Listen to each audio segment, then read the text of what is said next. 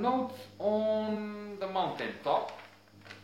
It's not a note that we record on a mountaintop, as it may sound, but mountaintop is a play that I liked. It's not Richard III, but still good, interesting point of view. It deals with the last few hours in the life of Martin Luther King, assassinated, as we all know, and so no need for spoiler alert, and this is not the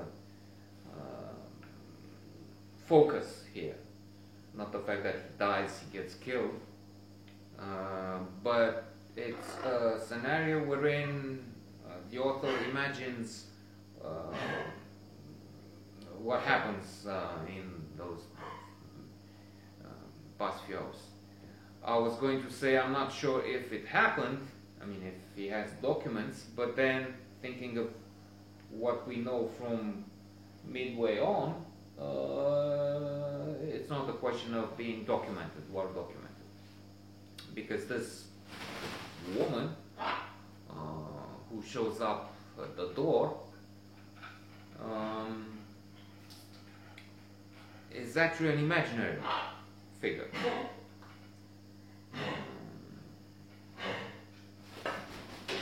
So Martin Luther King wants something from room service, and I hesitated a little because I was trying to establish where I will stop in terms of spoiler alert, if one is needed. I don't think one is needed because we know he's going to die.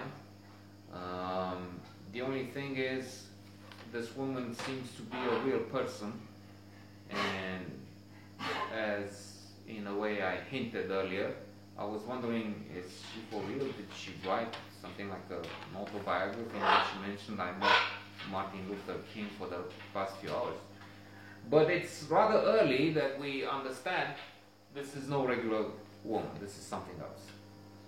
She's a spirit, she's a sort of an angel. And it's alright to mention that without this, we don't know what am I going to talk about. Martin Luther King, for that there's a note of this biography or other, so many documents, a multitude of papers and research, extensive research.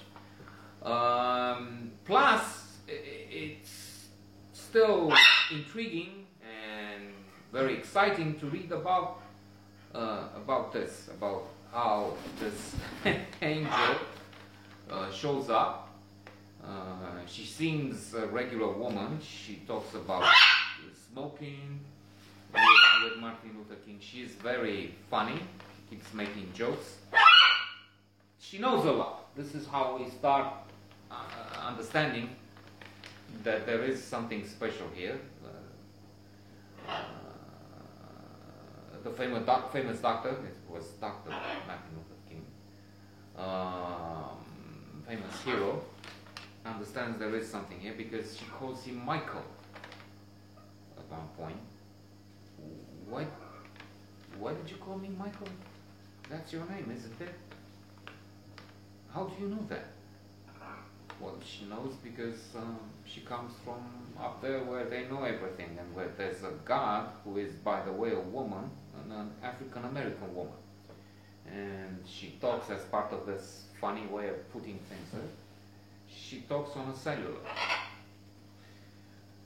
which was not, we know about it now, we all have it, even if it's called today a smartphone in most of the world, because it is smart, it's not just a phone, cellular. But back then, that was in a way science fiction, but only turned upside down or with a twist. It was God. God has other ways, and God is upset with Martin Luther King at one point because he's contesting her decision. It's not a he, it's a her. Remember that. And again, he's funny when addressing, hello, God. And we don't hear God, but we deduct some of what is said from his lines, Martin Luther King's lines. This is Dr. Martin Luther King. Oh, I see him. I'm Michael for you. He is a bit pretentious with doctor, but otherwise we know we're talking about a hero,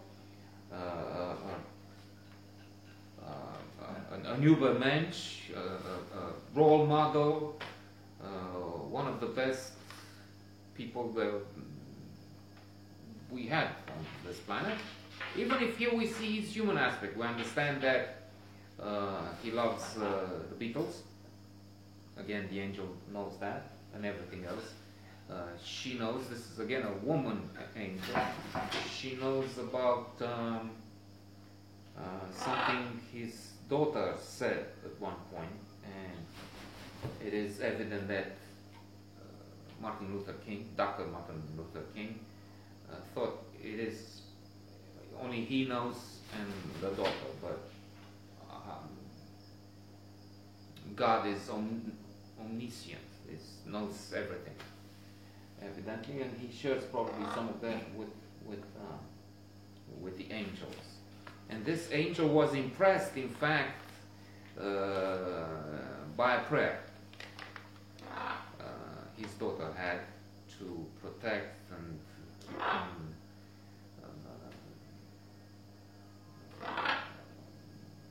well and happy, and so she needed to be with him in the past few hours of his life. In the last, not past, I'm sorry, because she knows what's going to happen. He knows, he rebels, but again, there's a lot of humor. It's very interesting. The dark message, a poignant message, tragic, but told with humor.